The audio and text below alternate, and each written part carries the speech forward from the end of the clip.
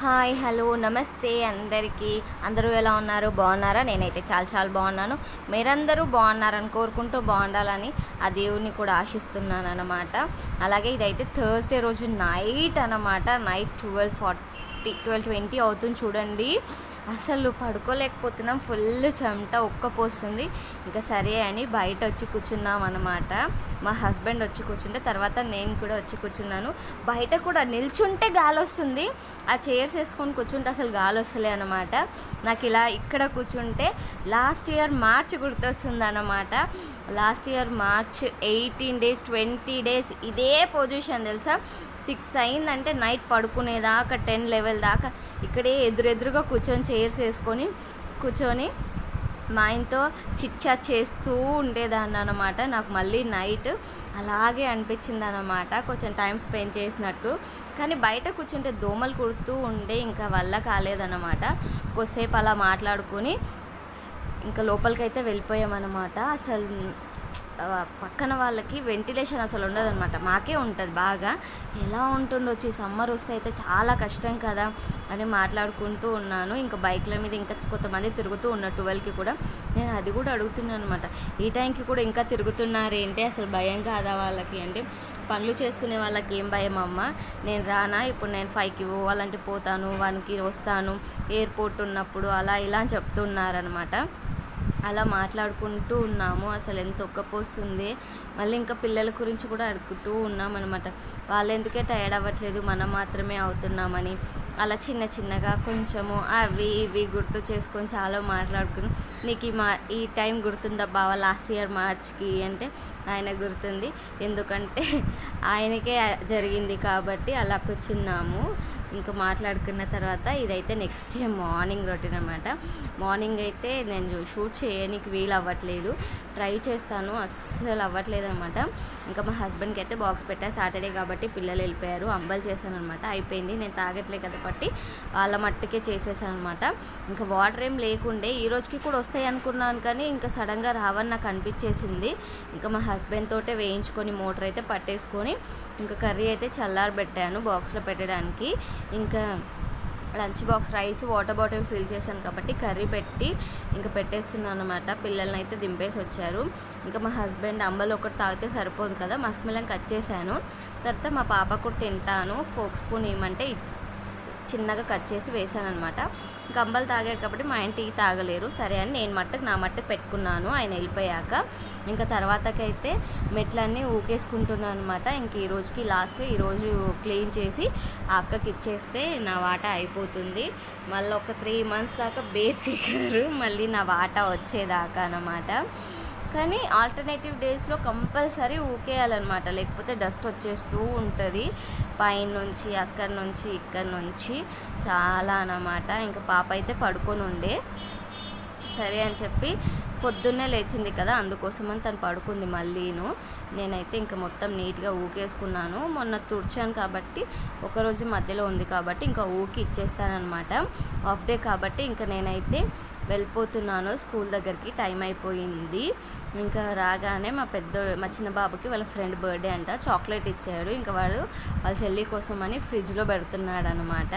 ఇంకా మా పెద్దోడైతే షూస్ తీస్తూ ఉన్నారు, ఇంకా వాళ్ళు ఫ్రెష్ అప్ అయిపోతూ ఉన్నారన్నమాట. చూడండి రాగానే ఎండకి అసలు అవ్వట్లేదు.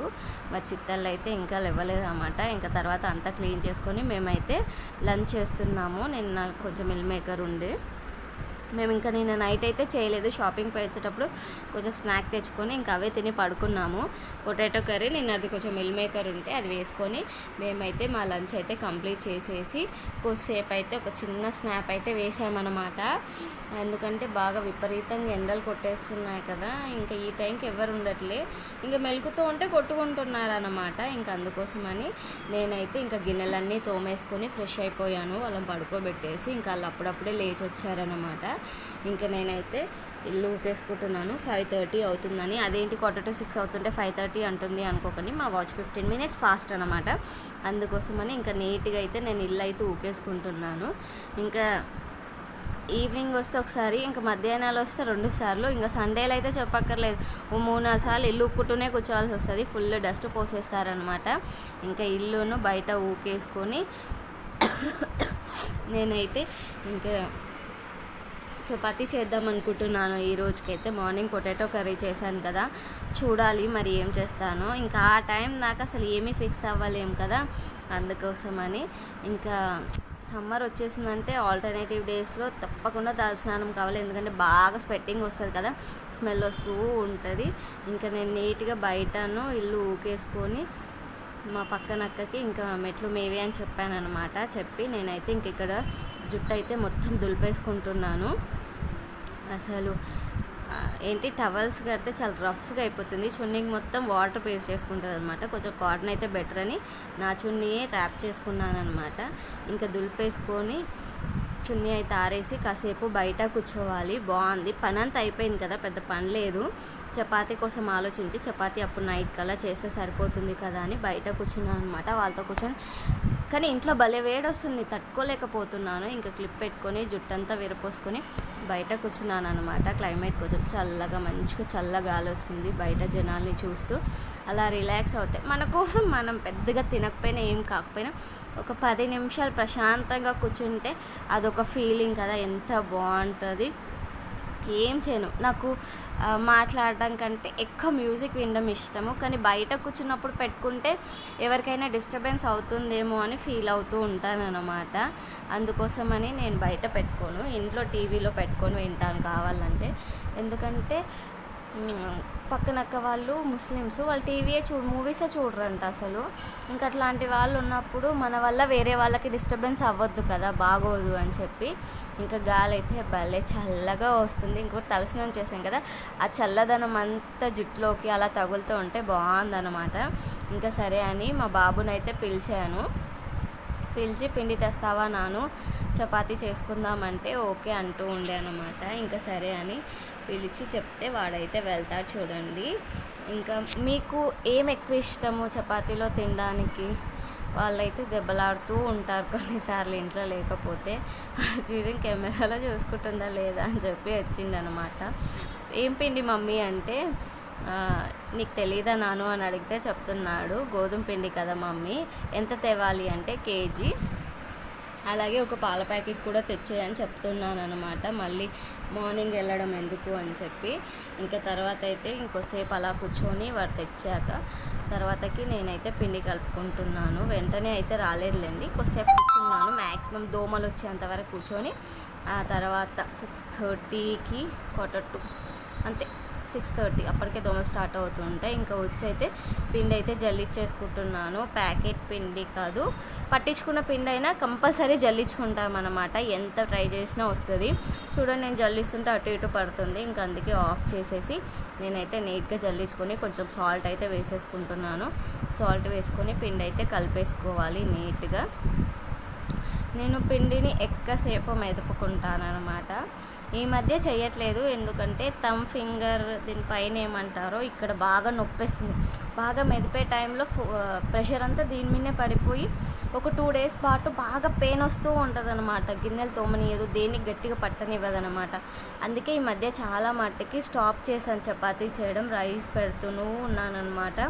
ఇంక ఇప్పుడు కూడా ఎందుకు చేస్తున్నానంటే, ఈ మధ్య రెగ్యులర్గా మా హస్బెండ్కి రైసే అవుతుంది, మిక్సీ ఒకటి పని చేయక ఎలా ఏమిటి అని చెప్పి ఇంకా తప్పక ఈ రొటీన్ అయితే ఇవాళ చెయ్యాలి. ఎలాగో పొటాటో కర్రీ ఉంది కదా, పొటాటో కూడా ఎక్కువ తినకూడదు మా హస్బెండ్ అని చెప్పి చెయ్యాల్సిందే అని చెప్పి చేస్తున్నాను అన్నమాట. మీకు ఏ కాంబినేషన్ ఇష్టమో చెప్పండి చపాతీతోటి.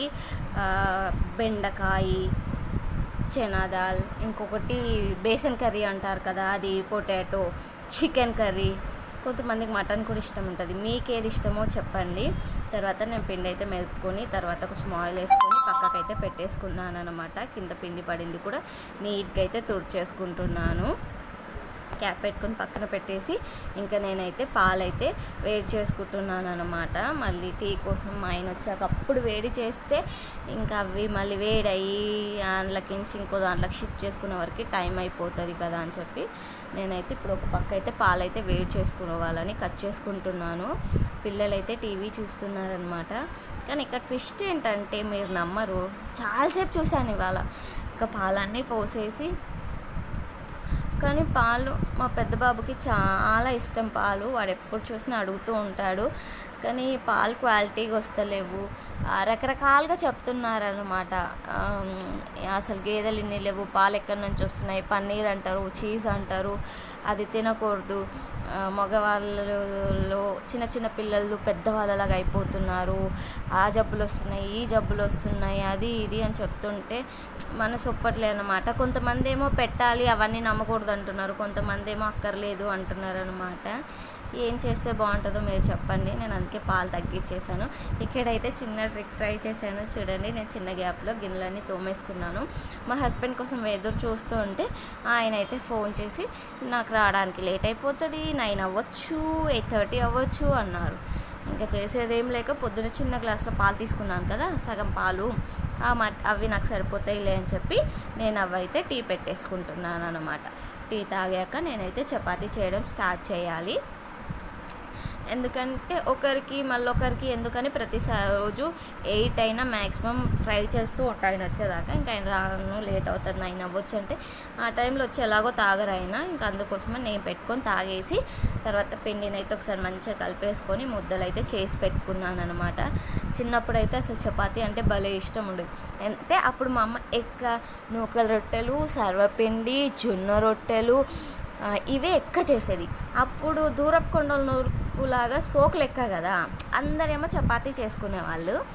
అప్పుడు మా మమ్మీకి చపాతీ చేయడం రాదన్నమాట.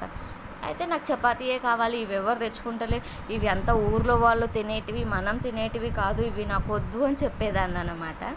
తర్వాత ఇప్పుడు చూస్తే మా మమ్మీ అంటే ఇప్పుడు ఎవరికి రావట్లేవు జొన్న రొట్టెలు. అంటే ఇప్పుడు కొంతమంది చేస్తున్నారు అనుకోను, కానీ ఇంతకు ముందు తరం కొంచెం ముందు ఒక 5 years బ్యాక్ అయితే ఎవరికి వచ్చేవాళ్ళు కాదు. ఇప్పటికి కూడా కొంతమందికి రావులేండి, గోధుమ రొట్టె ఎవరైనా చేస్తారు. కానీ నాకు ఇప్పుడు అనిపిస్తుంది మా మమ్మీ గ్రేట్ కదా. మా మమ్మీ అప్పట్లో భలే చేస్తుండే, చాలా సన్నగా.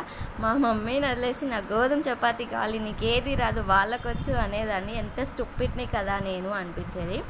ఇంకా అందుకోసమని ప్రస్తుతానికైతే నేను నా పిల్లలకి ఎవరి మీద డిపెండ్ అవ్వకూడదు, ఎవరిని చూడకూడదు, అన్నీ నేను చేసి పెట్టుకోగలగాలని ప్రతిదీ నేను నేర్చుకుంటున్నాను అన్నమాట.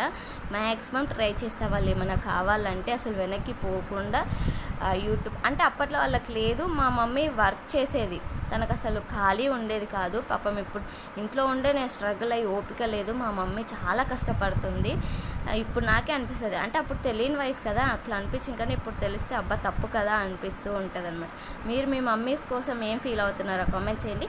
మేమైతే డిన్నర్ అయితే చేసేస్తున్నాం. చపాతి మార్నింగ్ది కొంచెం వైట్ రైస్ ఉంటే తండ్రి కూతుర్లు అయితే ఇంకా తింటూనే ఉన్నాం. మా అందరిది అయిపోయినా వాళ్ళు స్లో ఈటర్స్ అన్నమాట. మీ ఇంట్లో ఎవరైనా ఇలా స్లో ఈటర్స్ ఉన్నారా? ఉంటే కామెంట్ చేయండి. వీడియో నచ్చితే లైక్, సబ్స్క్రైబ్ ప్లీజ్. బాయ్.